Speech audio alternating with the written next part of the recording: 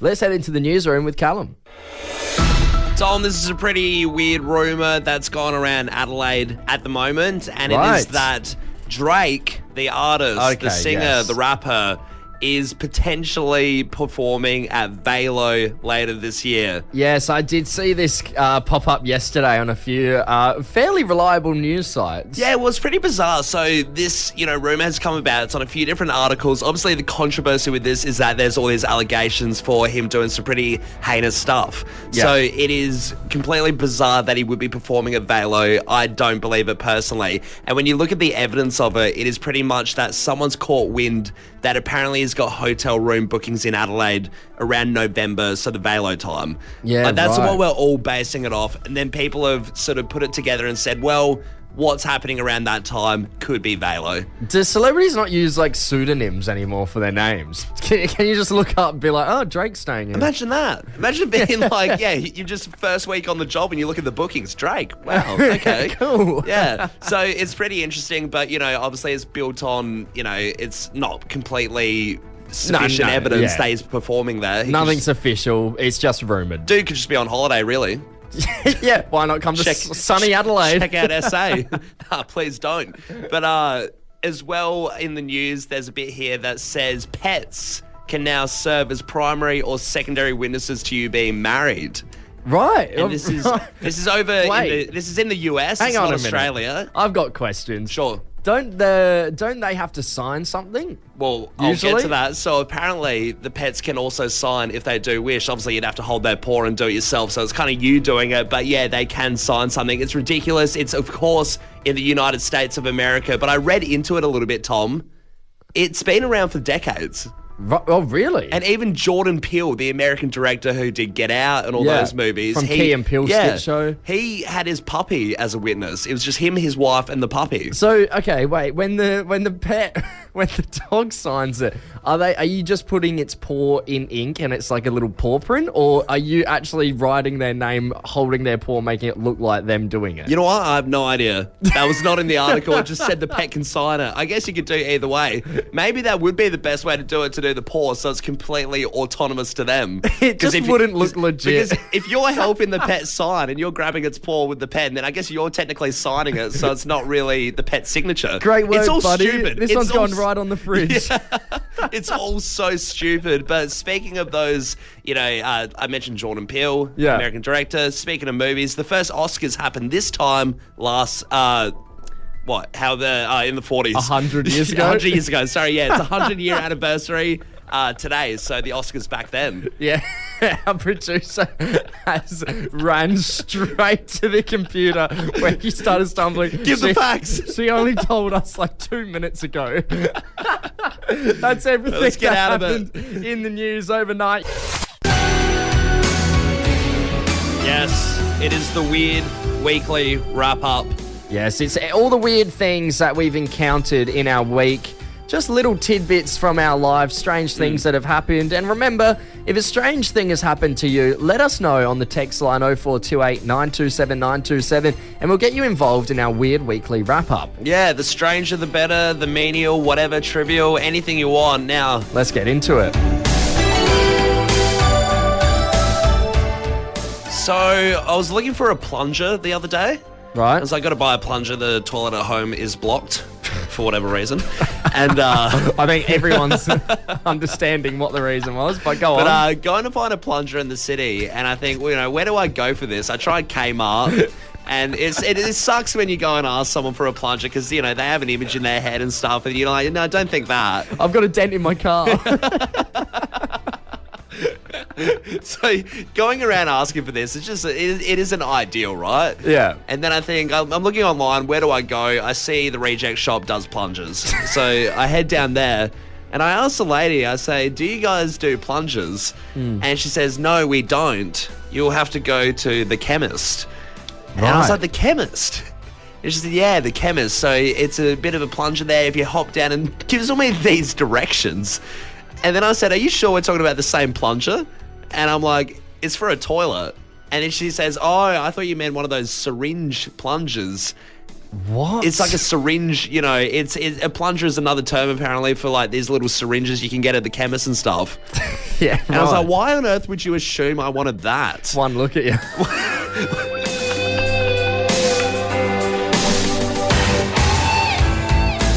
Ooh, thought that was a guitar solo there. No, not quite. It's too jazzy. Callum, we went to Monarto Safari Park the other day, which was a lot of fun. And we got to do something pretty incredible, which I've never done before. And that was feeding the giraffes. Yeah, cool experience. Yeah, so they give you a bunch of carrots. You hold a carrot up, giraffe comes, wraps its tongue around the carrot and chews it up. It's pretty unreal to get that close to these animals. Just one of the amazing things you can do down there. Yeah. But as we're there, I've run out of carrots, and there's a whole tour group there, and this old guy. He comes up to me, and I mean like an older gentleman. He's, you know, this is a grandpa. He's old school. He's come up to me and he asked, "Do you want my carrots?" Yeah. And I said, "Sure, yeah, why not?" Be handy. Yeah, it'd be nice. I wouldn't mind feeding the giraffe once more. So he's handing both the carrots towards me. I go to grab him, and he pulls them away, almost like a psych out move. And he says, "You'll have to piss on me first." I looked in shock and terror. I didn't know what was about to go down, but I knew I wasn't getting those carrots. See, I was there for this, and I thought that's what I heard. I wasn't sure completely, but do we reckon that's what he said? That's 100% what he said. I thought maybe this is some old Australian saying, some lingo. It's an old-timely thing. It is not a pervert. I've asked my parents. I don't think it is. That's not a thing. This guy is just a sicko at Monarto. There it is, our weird weekly wrap-up, all the strange things that have happened to us this week. If you do have something that you'd like to add to the weird weekly wrap-up, simply text it through on 0428 927 927 and we'll include it into next week's wrap-up. Tom, we're talking sibling rivalry. And it's come about because you hear all these stories about, you know, siblings having arguments, going against each other, stuff like that. But I didn't realize, you know, my sister is like a fair bit older than me. We didn't really grow up in the same house like as I was growing up. Yeah. So I never had these fights, these bickers, all these things like that. So it's different for me to hear all these sibling stories and what went on, right? Right. So our mate Andy was telling a story to us that pretty much when he was a kid, his older sister was about to break up with her boyfriend and she didn't want him to say anything at all. He wanted, you know, quiet, keep it quiet. He's probably like 7 years old or something. This is how much of an evil mastermind he is. He grabs one of his toy cars, writes on it, "You're dumped," and then drives that into the living room where the boyfriend's sitting for him to find out, right? Right. What? It was like an RC car. Yeah. So imagine getting that news broken to you. You're some 16-year-old guy, you know, feeling like you're looking pretty fresh. You get invited to the girl's house for the little squirt Dennis the Menace brother to send an RC car in saying, "You're dumped." Why would you do that? I don't know, it paints a picture for his evil mastermind.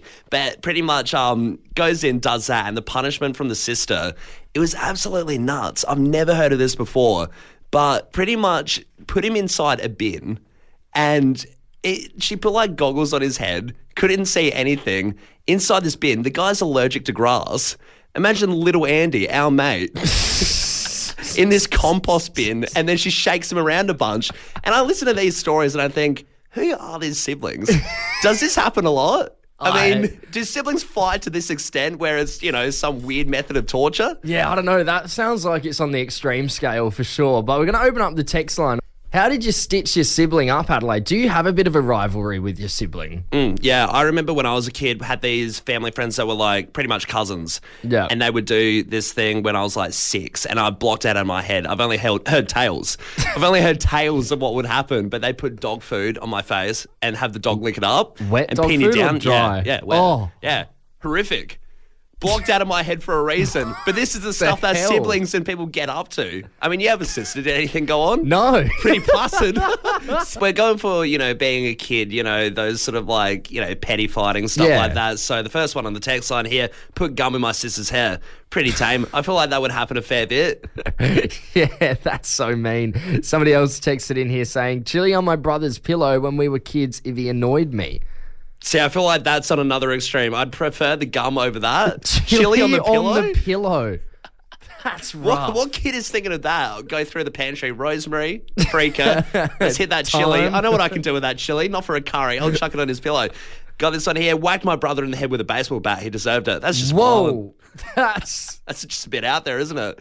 I hope it was made of foam. Yeah. Crikey. Hey, another text here. Tech genius brother hacked into my maps somehow and sent me on a wild goose chase through the hills when I was just trying to get a job interview. Right, your brother's Mark Zuckerberg.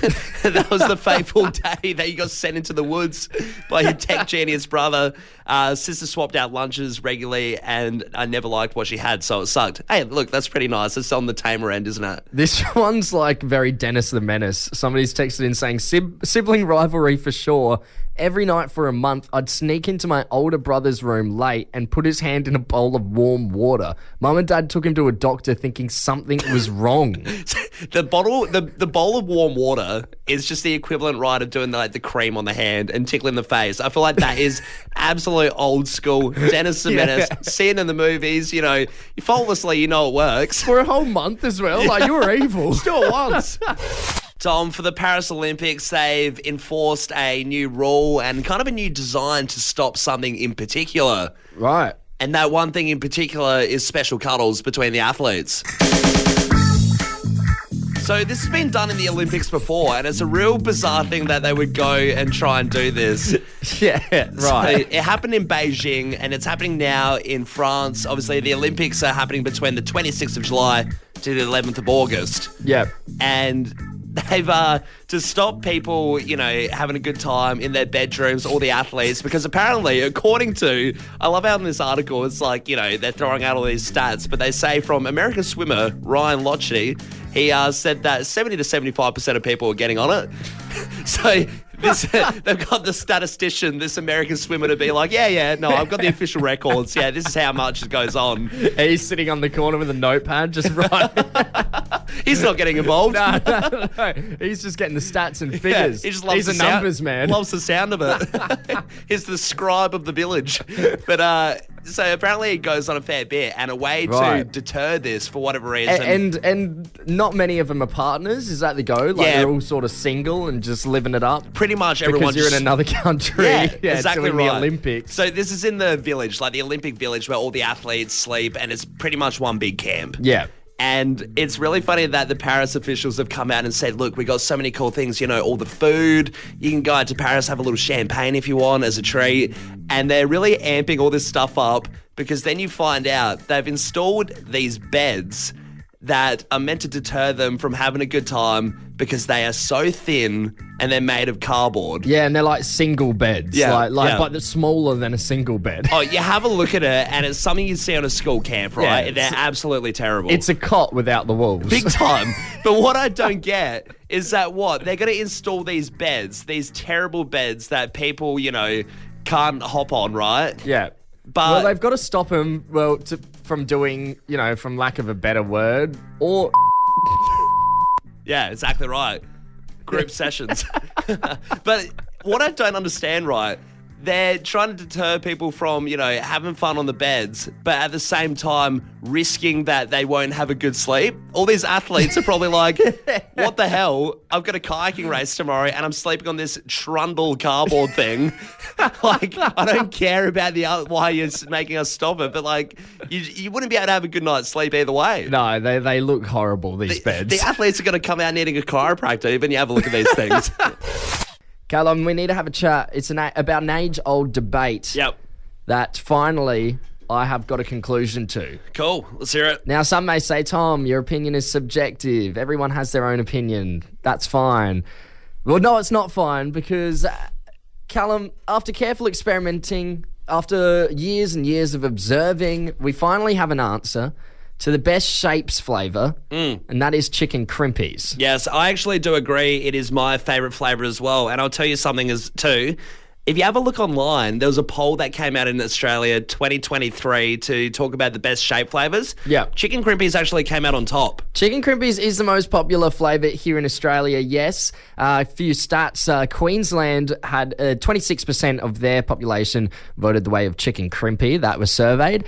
And also in terms of the ACT fans. They're big fans of nacho cheese at 26% as well. I don't get that. Nacho cheese is the worst. I don't get around nacho cheese whatsoever. I don't think I've actually gone out of my way to buy it. It's always just been there. Yeah, I'll eat it, but I've never loved it. They do it differently up in the ACT. But, these statistics are all well and good. But, that's only a certain amount of people that get surveyed. And that was surveyed by Arnott. But no, I've done my own due diligence. Yeah. Researched at home. Tried multiple different shape flavours and mainly the classics, barbecue, pizza, chicken crimpies. So is this what you do when you don't work? You're just at home with...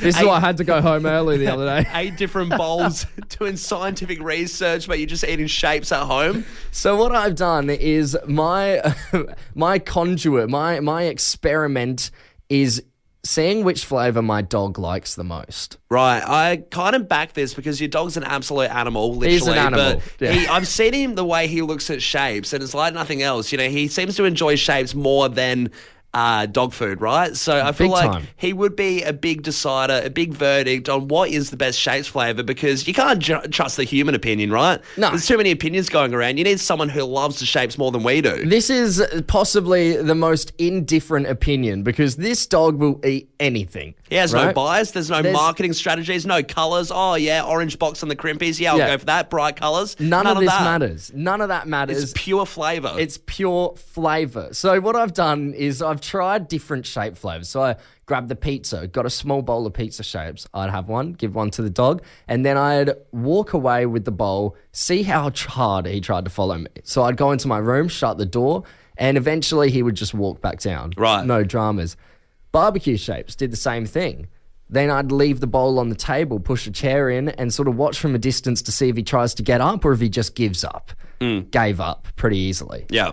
Then I got the bowl of chicken crimpies, left the bowl on the table, watched him. He scratching at the chair. Yeah. He's trying to push the chair out to get onto the table. I took the bowl into my room, shut the door, clawing at the door. Right. Would not stop. All of a sudden you're like, that's not a pug, that's a Serbian wolf at my door trying to bash in and get the crimpies. It's transformed into a whole new dog breed. Yeah. So I figured out this dog loves chicken crimpies and he knows the difference as well. He knows when the crimpies come out, he goes crazy. Right. It's like he goes feral. Yeah, it's interesting, isn't it? I mean, crimpies, I guess they could be at the top. It's the human verdict, it's the dog verdict, but I don't know. I feel like a few people might have something to say about that. Look, I'm going to open up the phone lines here, Adelaide. I think chicken crimpies are the best shaped flavour and you won't change my mind. If you disagree and you're going to say pizza or barbecue or, I don't know, cheddar, if you want to get really weird with it. I actually really like the cheddar. I will have no slander against the cheddar. Plenty of text coming through the text line at the moment.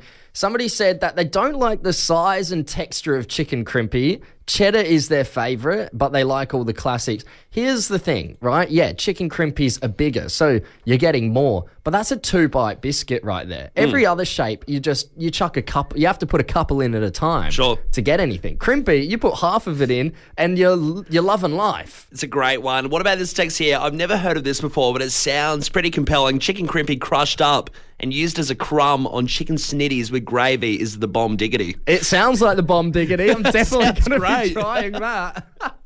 Hey, we've got Anthony from Monarto West on the line. Anthony, good morning, mate. Do you agree that chicken crimpies are the best flavour or do you disagree? Highly disagree. I believe chicken crimpies belong in the bin. Oh. Really? In the bin? Why do you hate them so much? I don't know. It's just, I'd rather cat food. Right, okay. Anthony, who hurt you? Jeez. Cheese and bacon's God tier, though. Cheese and bacon? What are you doing, Anthony?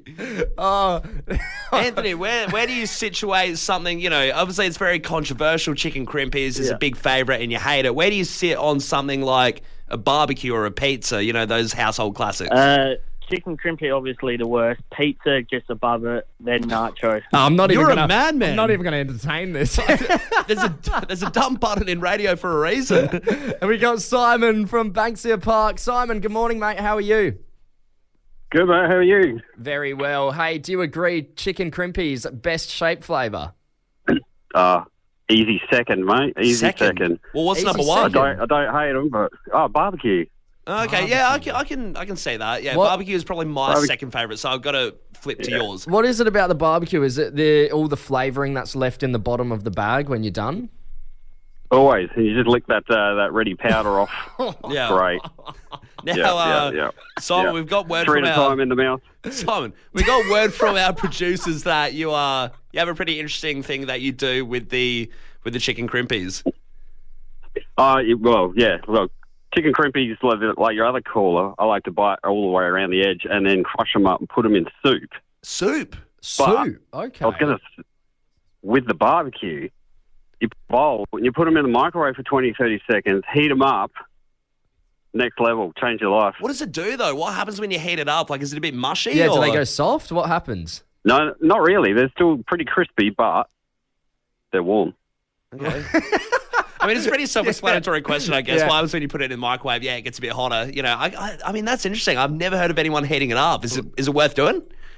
Oh, every time. Okay. Every All right, good. time, all right. Well, look, I disagree. Barbecue is better. I feel like the reason people like barbecue so much is the flavouring at the bottom of the bag, right? Everyone loves to get into that. But I think if chicken crimpies had the same thing, everybody would be like, yeah, no, they're Just really trying to clasp on that chicken crimpy. my dog isn't wrong, okay? Hey, let's wrap things up here. We got Sam from Burton. Sam, do you think chicken crimpies are the best flavour shape?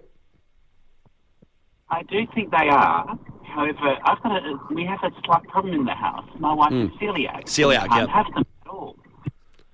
So the flip side is that about a month ago, Arnott's released a gluten-free barbecue shape. So we've gone from having no shapes in the house to actually having shapes again. So to actually have barbecue as an option versus none is actually a huge improvement for us. Right, so the gluten-free shapes, how do they hold up compared to the original? Are they a bit weird or do they taste better?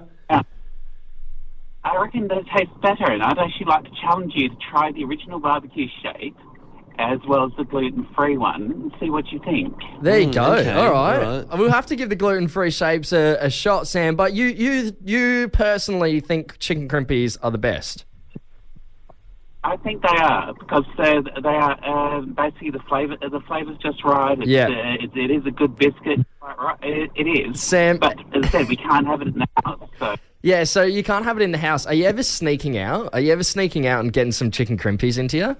I try not to because basically it was my wife's favourite flavour too. So the minute It's funny because Sniffs the hands. They're like, you've been eating crimpies. it's not even the worst thing. It's not like smoking or getting, junk food. It's just, sneaking out for a chicken crimpy. Let the man live. It was a variety box, Yeah. I swear. Showing off some of the most exciting careers in tourism right here in our own backyard. Tom Callum's Work Experience Do-Over on Fresh 92.7, sponsored by the South Australian Tourism Commission. Go places with a career in tourism. That's it, Callum. The South Australian Tourism Commission has allowed us to do our Work Experience Do-Over.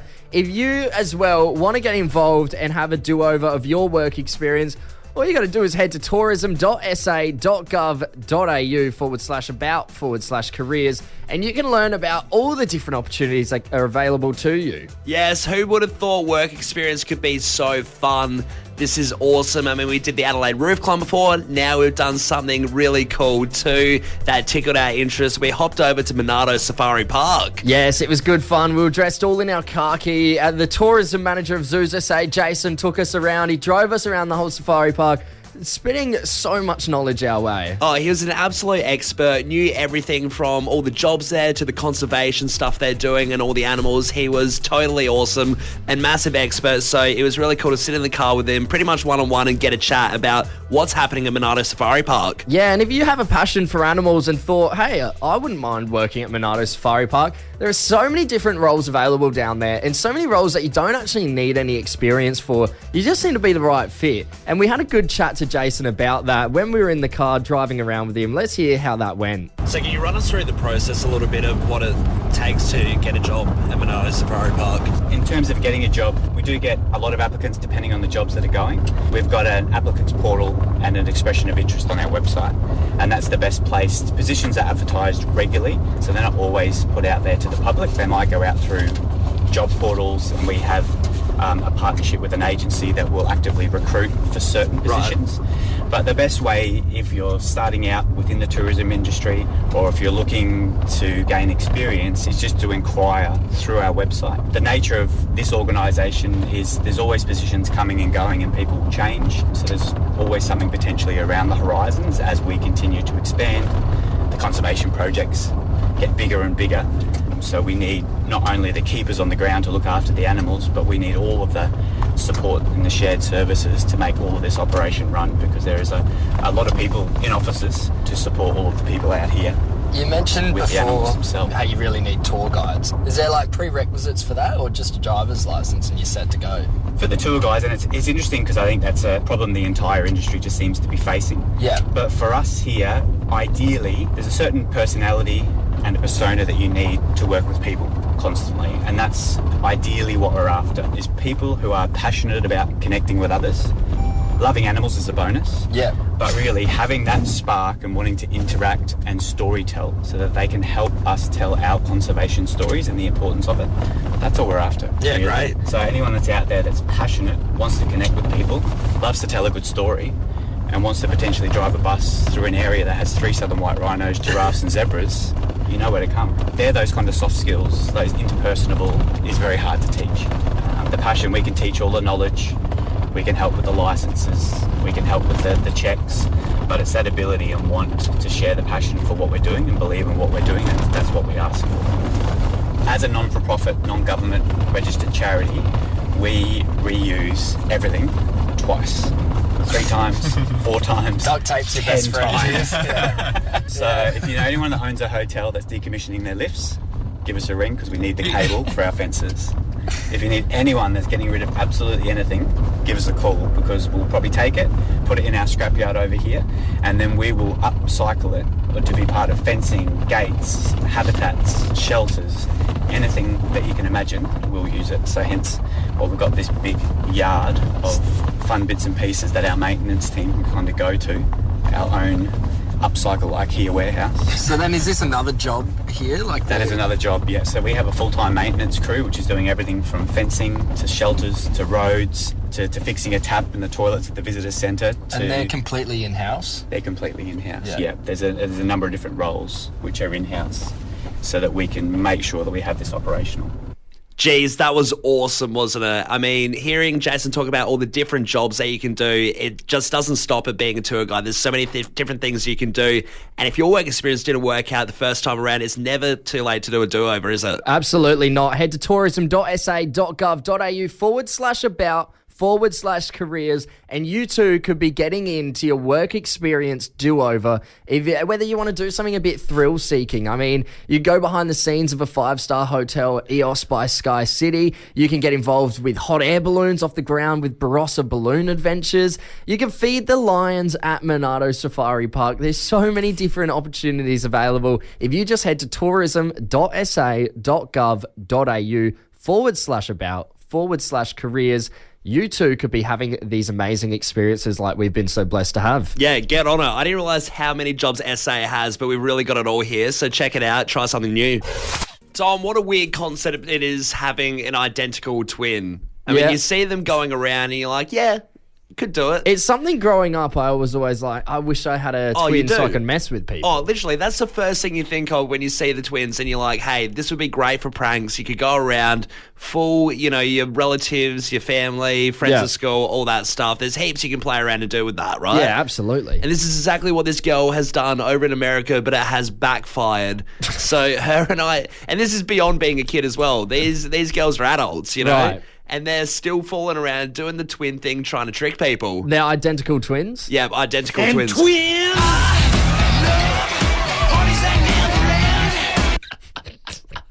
That's it. Yeah, identical twins. And what they've done, one of them had wanted to book annual leave pretty much and wanted to jet set off, have a holiday, but didn't get allowed by the boss. Right, got denied. Yeah, boss said, hey, you can't do that. We need you for work at this office job. We need you to do all this stuff. So just forget the travel plans, hold off till another time. That's annoying. It does suck. It really does suck. And it sucks to the point where she thought, I can do something about this. She goes on her trip and then sends her identical twin in to replace her.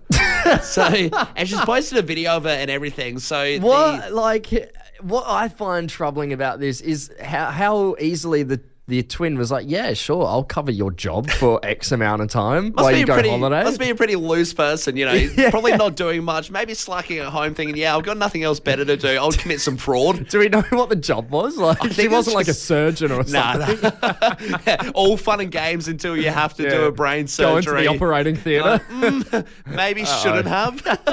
Guys, I've got to admit something. Yeah. As you're holding the scalpel backwards. You're like, I don't really know what I'm doing here. I've just got one thing to say. And twins!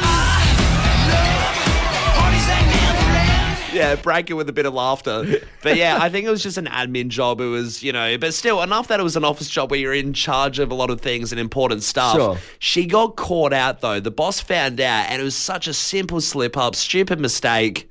She posted, so the twin that replaced her was at the office, posted a video on her socials, so on her Instagram. Right. The boss caught wind of and thought, why the hell is it coming from that profile, the sister, and not the actual worker? Why is this video there? And then obviously snooped, asked questions, probably put the pump on her a little bit, asked interrogated her with a lamp or something, and then found out indeed it was the twin. Yeah, right. So how did the boss respond? Well, he didn't sack him. He didn't sack He didn't sack the girl. He just, it was a formal warning. Very disappointed in you. Yeah, it was like, this is not our protocol of the company. You're in charge of a lot of important stuff. Don't do this again. Bit of a slap on the wrist for, like I said, committing fraud. We want to open up the phone lines here, Adelaide. Have you done a twin swap? Have you messed with people being twins? Yeah, that's what we want to know, because it does seem so fun. Me and Tom are a little bit jealous. It'd be great to have a twin to do all these gags. Are you doing it since you're a kid with relatives, stuff like that? Have you done anything as big as going to a workplace pretending to be the other twin? We want to hear from all the twins right now. If you have a twin and you have messed with people in the past, give us a buzz. We're going to kick things off here with Tracy and Blakeview. Tracy, good morning. How are you going? Good morning. I'm well, thank you. How are you guys? Very well. Good. Now, Tracy, are you a twin or? I'm a twin mum, so I'm a twin mum of 3.5-year-old boys. Okay, and are they playing tricks? I mean, 3.5 is pretty young. Are they already doing the pranks yet?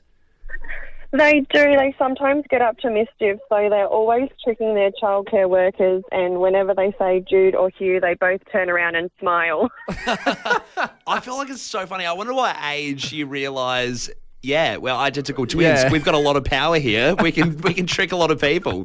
Yeah, and when they do something either cheeky at home, we ask who was it, and they each point to one another, or they'll say it was Jude or say it was Hugh, just to try and trick us. It sounds like a sitcom. Yeah. Check the security cameras. Need a laughing track behind that. Good on you, Tracy. Hey, we've got Taylor from Workday on the line. Taylor, good morning. Hey, what's your twin story? Hi, guys. How you going? Very well, thank you. Yourself? Good. So I'm not a twin, obviously, but No. my little brothers, they are identical twins, and they look very alike. So I reckon when they were in year 4, they were a few days into their new class. They had a new teacher, and they decided, they're like, why don't we just go into each other's classes today and see if the teacher will notice? I reckon they got away with it for about 3 days before one of their mates stopped them in. 3 days is a huge project for a prank. Well, I was thinking it'd be like a few hours and you'd call the quiz. No, the commitment was there. They were loving it. They went hard. Their mates were pretty proud of them as well. Did they ever, one of them would wag off school and the other one would stay back? No, I don't think they're that good to each other, but no. Cheers, Taylor. Thanks for calling up. Hey, Belle in Clemzig, tell us. No, it's Ken from Fulham Gardens. Ken, good morning, mate. Have you got a twin? I have got twin boys. They do two things. They seem to have this sort of mental connection. They just look at each other and know what the other one's thinking. So they've used this to their evil abilities and gone to parties, and halfway through the party they would swap T-shirts and things like that, so that party guests would call the other one by the other one's name. So they just do the identity swap just to confuse people. That's once again, big commitment changing clothes at a party midway, and it works out every time. Pretty much. I think people struggle to tell them apart, and then sometimes they might when people might think that they're catching on, they'll go back into the bathroom, they'll switch back. Hey, Ken, so they go to the bathroom. Does this happen at every party? They'll end up going to the bathroom together, swapping shirts? No, they don't do it every party because it gets people too suspicious, I think. So just every now and again when they're in a mood to mess with people, I guess. Yeah. I feel like people would catch on. You wouldn't want to be the weird guys changing shirts at every party. It's a real life Fred and George Weasley vibe going on there. Let's wrap things up with Belle in Clemzig. Belle, good morning. Are you a twin? Yes, good morning, guys. Now, I'm the actual only twin that's called in. I am an identical twin. Right. You're an identical twin. So you surely messed with people when you're younger. Oh, yeah, 100%. 100%. I mean, it's too easy not to take the opportunity. So my sister Heidi, we sound exactly the same. We've got the same mannerisms. Even now, we're kind of in our early 50s. Yeah. People still kind of go, oh, my God, like, get us confused. Really? So we used to trick boyfriends on the phone. We used to answer the phone and they go, oh, hi, babe, how you going? And then, they would sort of start talking all sexy and you'd be like listening, not saying anything and going, okay, I'll just get Heidi for you, and they'll be mortified. I'd freak them out. Belle, would either of you get jealous of each other if the flirt was going well with one of your boyfriends? Look, I think it did happen once, but, most of the time it was... it was pretty chill. Yeah, it was good. It was good fun. We had lots of fun. Belle, I mean, that was back in the day. Have you, resurfaced any little pranks or anything in your later years with your twin?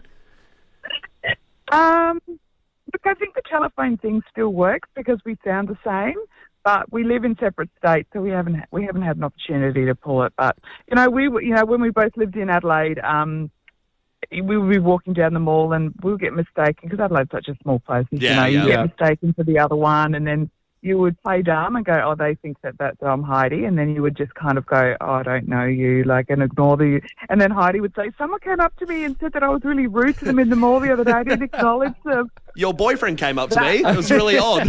I'm starting to question whether we're talking to Belle or Heidi right now. Who do we believe? Belle, we've got a rub pack valued at $150. Thanks to the Barbecue Adelaide, Weber Stores, Jeps Cross and Marland is coming your way. Fabulous. Thank you so much. That was lots of fun. Cheers. Thanks for Cheers, getting Belle. involved.